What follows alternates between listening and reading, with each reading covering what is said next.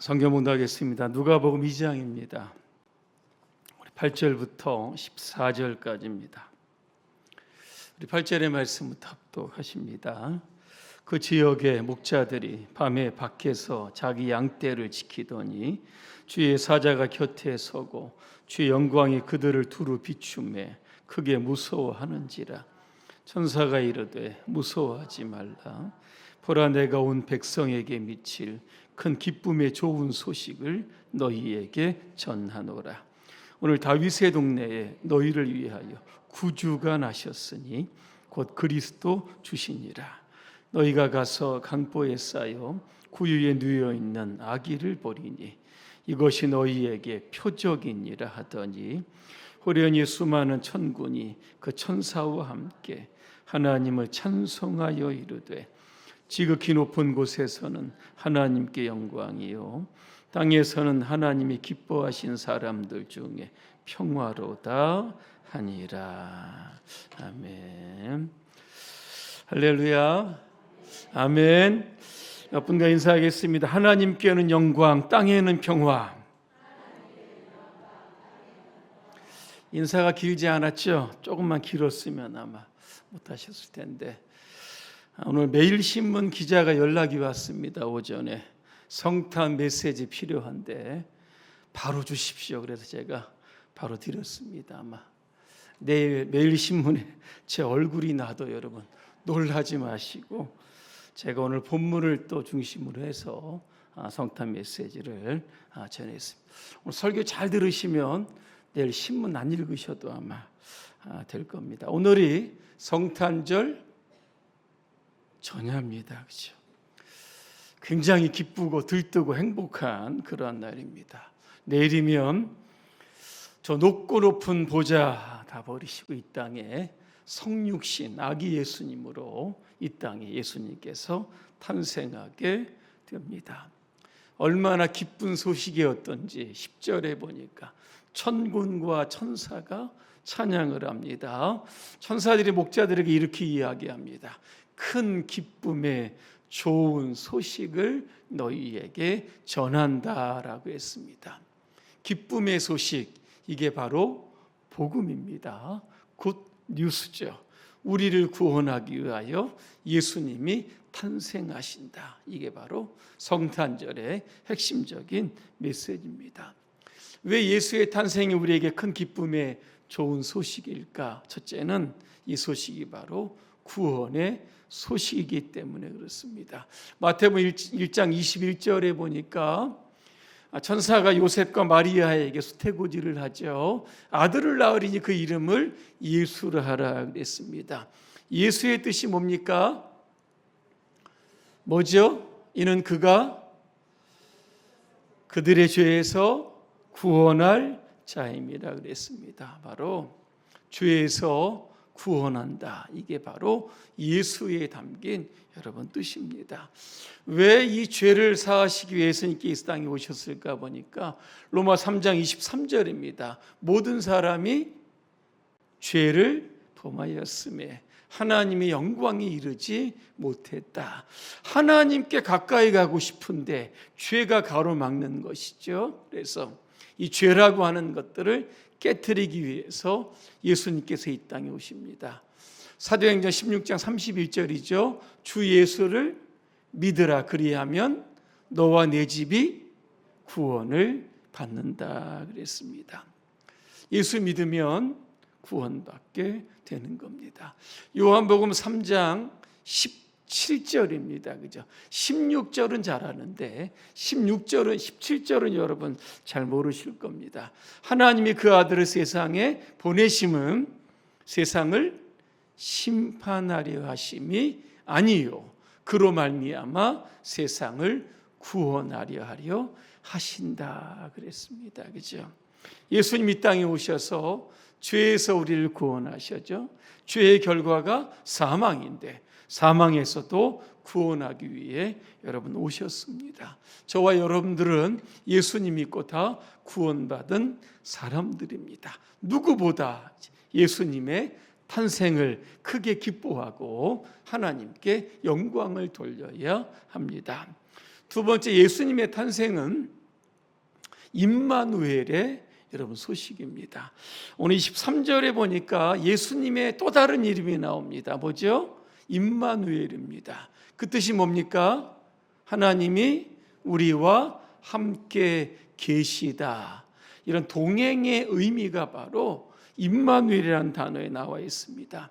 이 단어가 어떻게 나왔는지 그 배경을 좀 말씀을 드리면 주전 8세기입니다. 유다의 아하스라고 하는 왕이 있습니다. 그런데 북쪽에 이스라엘의 베가 왕과 당시 아람입니다. 수리아라고 하는데 르신이 연합을 해서 남유다를 공격하려고 합니다.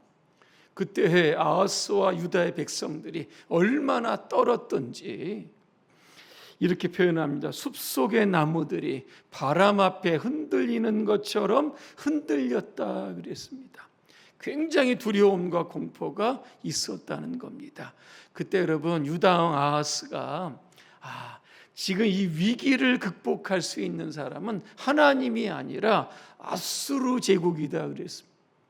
그에게 가서 좀 도움을 청하자 그랬습니다. 그때 이사야 선지자가 아하스 왕에게 나옵니다. 뭐라고 이야기하냐면 너는 잠잠하고 두려워하지 말고 낙심하지 말라. 뭡니까? 아수르 기대지 말고 하나님 기대라. 분명하게 말씀하고 여러분 있습니다. 그러면서 한 가지 징조를 구하라. 그죠? 하나님께서 이 위기를 해결해 주실 것이라고 하는 징조를 구하라고 하는데 아하스가 구하지 않습니다. 왠지 아십니까? 우리는 하나님보다 더 강한 아수르 제국이 있다. 우리는 아수르를 믿을 거다. 이러면서요. 징조를 구하지 않았습니다. 그럼에도 불구하고 이사야는 어떻게 이야기합니까? 당신이 하나님께서 위기를 극복해 주실 것이라고 하는 징조를 구하지 않아도 하나님은 유다 백성에게 징조를 주실 거다. 그게 뭡니까? 바로 임마누엘입니다. 이 위기 가운데 하나님이 유다 백성과 함께 할 것이라고 하는 이 징조를 여러분 주셨던 겁니다. 그죠? 이 징조가 언제 이루어집니까? 신약 시대에 와서 예수님의 탄생으로 말미암아 이루어지게 되었다라고 하는 겁니다. 임마누엘이라고 하는 단어 속에는 이런 뜻이 있습니다. 우리가 하나님을 불신해도 그죠? 하나님은 여전히 우리와 동행해 주신다라고 하는 겁니다. 또 하나죠. 우리는 세상을 의지하고 있지만 그럼에도 불구하고 하나님은 하나님만을 의지해라. 하나님이 너 옆에 계시다라고 하는 이러한 우리 가운데 신뢰와 믿음을 주게 여러분 된다는 겁니다. 오늘 여러분의 삶이 아하스 시대처럼 많이 힘들고 어렵습니다. 그죠? 답답하죠. 힘들고 어려운 이 위기의 시대에 오늘도 하나님이 나와 함께 하신다. 이게 바로 여러분 성탄절입니다. 주님이 이 땅에 오심으로 말미암아 그죠? 보이지 않는 하나님이 보이는 예수님 육신을 입고 여러분 오십니다. 그 주님이 오늘 저와 여러분과 함께 하시기에 우리는 이 성탄의 계절에 하나님께 영광을 돌려야 하는 겁니다. 또한 성탄은요 큰 기쁨의 좋은 소식입니다. 성탄은 기쁜 날이죠. 얼마 전에 CTS에서 신앙 에세이를 찍는데 성탄절에 나갈 거라고 합니다. 그러면서 그 기자가 하는 얘기가 목사님 메리 크리스마스를 좀 기쁘게 좀 외쳐주십시오. 그래서 제가 메리 크리스마스 그랬더니 그렇게 하지 말고 기쁘게 해달라고 하는 겁니다. 그래서 메리 크리스마스 제가 그랬습니다. 왜? 보는 사람들이 기뻐해야죠. 그죠? 성탄은 메리 크리스마스. 여러분 기쁘고 즐거운 여러분 날입니다. 예수 믿는 사람들은 항상 기뻐해야 하는 여러분 사람들입니다.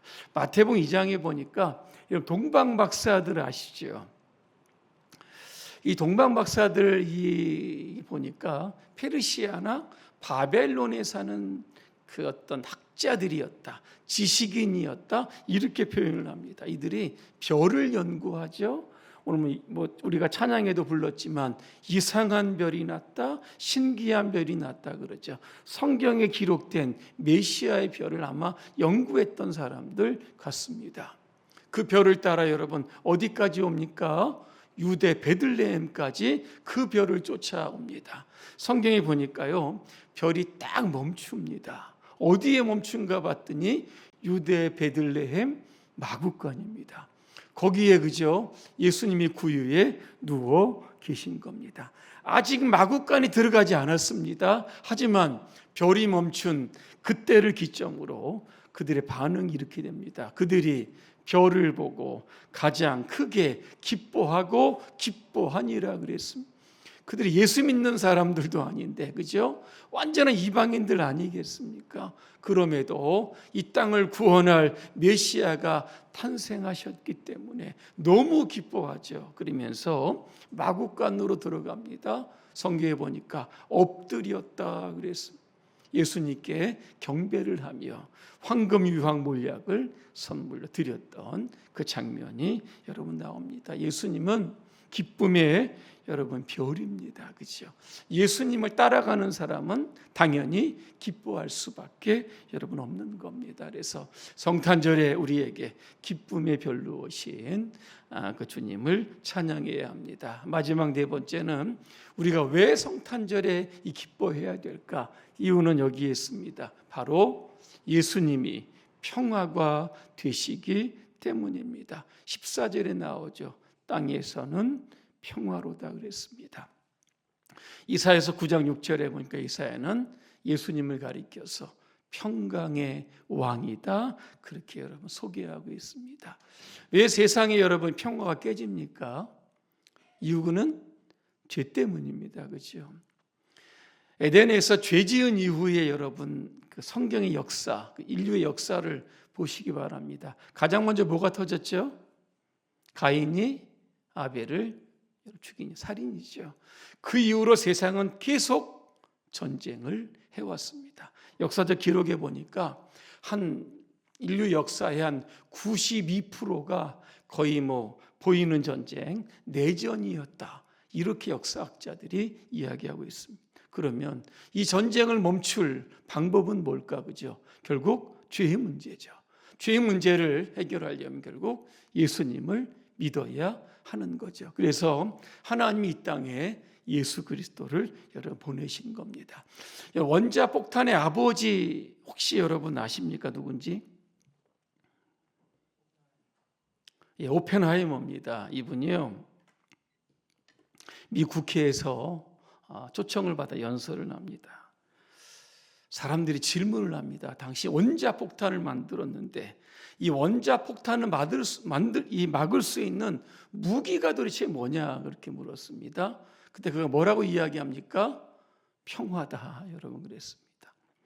세상에 평화가 있다면 굳이 전쟁의 무기가 필요 없겠죠. 싸울 일도 여러분 없을 겁니다. 이 땅에 평화를 주시기 위해서 예수 그리스도가 오신 겁니다. 그래서 우리는 이 성탄의 계절에 하나님께 영광이 되어야 되고 또 예수님을 맞이하는 저와 여러분들의 삶 가운데 주님의 평화가 가득하시기를 주님의 이름으로 축복합니다. 기도하겠습니다.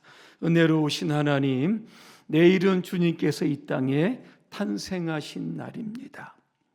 천사들이 들에서 양을 지키던 목자들을 향해서 외칩니다. 하나님께는 영광이요 땅에는 평화다 그랬습니다. 오늘 예배드리는 오늘 무리 가운데 주의 평화가 가득하기를 소망합니다. 우리 안에 죄의 문제를 다 해결하게 하시고 영원한 생명을 주신 그 주님을 기억하며 날마다 기쁨과 즐거움이 넘치는 삶을 살게 해 주시옵소서. 예수님의 이름으로 기도합니다. 아멘.